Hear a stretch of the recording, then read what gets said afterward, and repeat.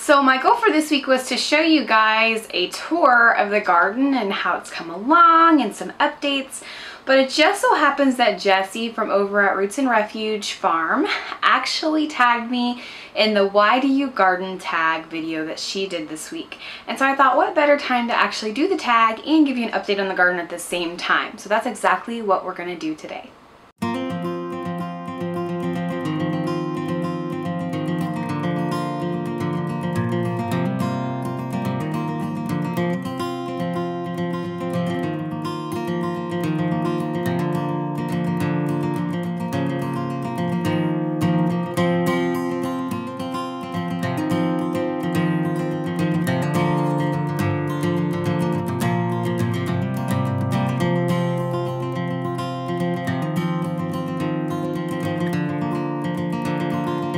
So before I get started, I want to remind you to hit the subscribe button down in the corner. It's really important if you want to get notified of any future videos that I might put out.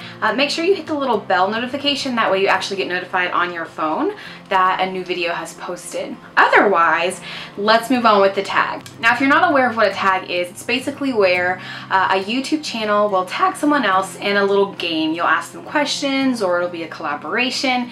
And so this one is just 5 questions about why do you garden? And there's some really great questions that could go really in depth. Now I'm going to tag 3 more channels. The first channel that I'm tagging is A Farm Girl in the Making. Anne over at A Farm Girl in the Making is one of my closest friends. She lives in the Pacific Northwest and she has her own challenges with gardening. So I'm really interested in seeing some of her answers to the questions. So go over, she's getting ready to launch a new YouTube channel. Go over and subscribe to hers. That way you can find out when she launches her video. The second person that I'm tagging is Jill over at the Prairie Homestead YouTube channel. She also has a really fabulous blog that's been around for years. Jill is a wealth of knowledge, has a lot of great homesteading information and education for you. And now she's branching out into YouTube. So I really encourage you to go over there and check her out. Give her a subscribe and a like on her new video that she posted recently. And just kind of poke around on her website too. She has a lot of great information on there, especially when it comes to gardening. And she has a beautiful garden. The third and final person that I am tagging is Lisa over at the Farmhouse on Boone. I love the Farmhouse on Boone channel. Lisa and I have a lot of the same home decor style. That's the reason I had found Lisa a few months ago. And we've connected recently, and it's really been fun to get to know her and watch her channel grow.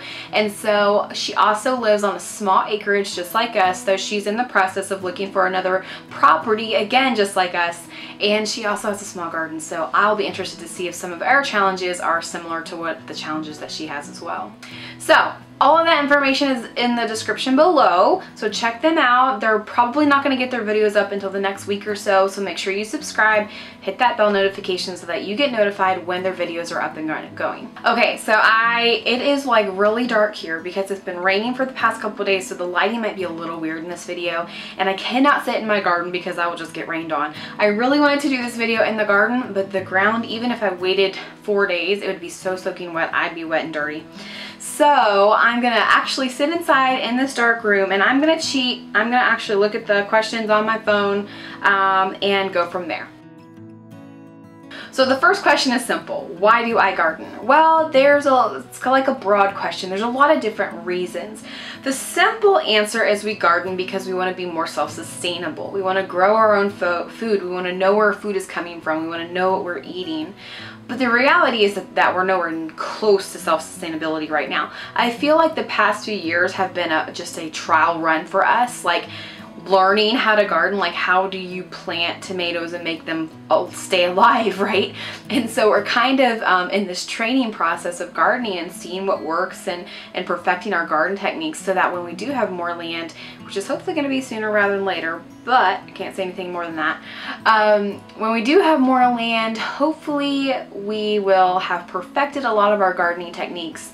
And while we'll be starting over again on a different property, we'll have that advantage of gardening and to become a self-sustainable homestead with our produce and gardening. But besides that main fact of why you garden, I think everybody really gardens to become more self-sustainable and know where your food's coming from. I garden because it is there's something spiritual and emotional about it. When I was a kid growing up, when I think about garden, I think about my great aunt's garden, and my great aunt had this huge garden in the middle of town. Basically, it was like a 1 acre garden. It was massive. And that's all she did in the summer. She went out there, she gardened, she canned everything, and she just ate off the land, off of all of her garden. And as a child, that really stuck with me, even now I can vividly remember going there with my grandma and my sister and my mom and helping her, you know, pick green beans or shell peas, or watching her can tomatoes in a pressure canner, or watching her, you know, just the thought of even just watching her flip a tomato over in the windowsill so that it would ripen completely on top but it wouldn't rot on the bottom. Like, even just simple things like that you wouldn't think kids would realize or understand, they were profound to me. And so it stuck with me forever. And then of course, as I got older, my grandma had a garden sometimes, my dad had a garden sometimes. In fact, at the old farmhouse that we used to live in, he had a garden for several years. And I just watched him. It was a labor of love, and it just stuck with me. And so as I got older and started gardening, and I really started getting my hands dirty and understanding, getting connected back to the land and where you came from, it was emotional, and it was spiritual, and it was very it was amazing to grow something. Like this morning I pulled a carrot out of the ground. I've never been easily able to just pull a carrot up out of the ground, and it has grown because we live in the Blue Ridge Mountains, like at the foothills. The soil is really rocky, and so it's very hard to do a lot of these things, and so it's a learning process. And so the whole point of me gardening, it's hope, it's redemption, it's watching something grow that might not otherwise grow here, or nurturing something that might not otherwise be nurtured or thought to be nurtured in this area. And so that's why I garden, because it's a hobby. It's something that I just love to do.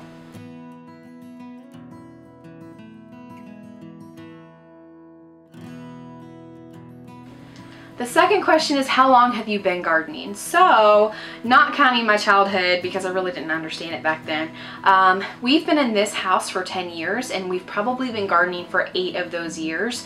Now, not like gardening the way that we are now. We did a lot of container gardening. We did a lot of failed gardening. I was outside with a rake and a hoe one year and tilled up my entire little plot of land, and it failed. So we've been gardening for about 8 years now, but seriously gardening for about 4 years now, 4 of those 8 years, and actually producing stuff and eating stuff from our gardens. So it's been really a great journey. Question number 3 is, what do you grow? Well, we grow the basics just like everyone else. We grow tomatoes, green beans, cucumbers, squash, peppers, and lettuce, and leafy greens. And then we go into more things like carrots and radishes and beets, lots and lots of herbs to grow. This year I'm growing something new. I'm growing sweet potatoes, and they are thriving, which surprises me so much, because normally when I try something new, it doesn't thrive. And so the sweet potatoes are thriving. So I'll be interested to see how many sweet potatoes we get from that row. We also did regular potatoes this year. We've done butternut squash is new for us this year, and we are growing, of course, again, lots of herbs. Cabbage was destroyed this year, but otherwise everything else is going really well. The 4th question is, what is your favorite thing to grow? So each year I always choose a experiment. This year my experiments didn't go very well, but my one experiment this year was a watermelon. And so I would say every year my experiments, just as a whole, are my favorite thing, because I like to see how they grow, what they grow, how they do. But ultimately my ultimate favorite thing to grow are tomatoes, because I can grow tomatoes really well. Like, I don't know why. I know a lot of people have a lot of issues growing tomatoes, but I seem to be able to grow them really, really well. So I love growing tomatoes. Our entire perimeter of our garden is filled with tomatoes, and as you guys might remember from the last garden update video, they were not growing. Like, nothing was growing. The plants were big, but there was no fruit, and it's been because of the weather here. But now there are so many tomatoes all over all of those vines, and I know that they're all going to turn red at the same time, and I'm literally going to be inundated with tomatoes. And so I just love growing different varieties of tomatoes every year. I choose a different variety. Then I have my old faithfuls that I like. I love the Black Giant, I love the Cherokee Purple, I love my Romas and my Amish Paste. And so I don't typically do a lot of cherry tomatoes just because, you know, I might grow one plant or two plants a year just for us to snack on. But most of them are just useful tomatoes or sandwich tomatoes or canning tomatoes. We go through a lot of tomato-based products as well, which is why tomatoes are a big staple on here, on our homestead. And so this year I planted over 25 plants here on this half acre, and we had probably 10 more plants that popped up as volunteers from last year. So we have about 35 tomato plants right now that are growing, that I've just kind of let go and see how they go. So I'm excited because I'm hoping that we can and preserve a lot of our tomato-based products this year on our homestead. So the final question is, why do you YouTube about it? I love YouTubing about gardening. I love YouTubing about herb gardening. I love YouTubing about just general gardening, but I do it because I want everyone to know that the first 3 years of gardening are going to fail. So the first 3 years of your gardening are going to be failures. No doubt about it. Like, that is one of the reasons that I love talking about gardening on YouTube, because I want people to know that failure in gardening is inevitable. Even for the seasoned gardener, you're gonna fail at something almost every year, more than likely. But I also love YouTubing about gardening because I love herb gardening. Herb gardening in general is one of my passions, and it's something that anyone can do. And I feel like it's important to share that aspect of gardening with people because it's something that a lot of us homesteaders want to get into. It's the whole reason I wrote my book, The Homesteader's Herbal Companion, link below. It's the whole reason that I share a lot of my herb knowledge on YouTube and on my blog, because people want to learn about it. They want to know how to take control of their health care. They want to learn how to do a lot of different things with herbs. And so that's why I try to educate. I try to do it in a way that's understandable, not in a scientific way that's like, oh my gosh, what did she just say? What was the botanical name of that plant? Or, you know, I want to do it in a way that's easy for you to understand and learn. So that's why I do what I do.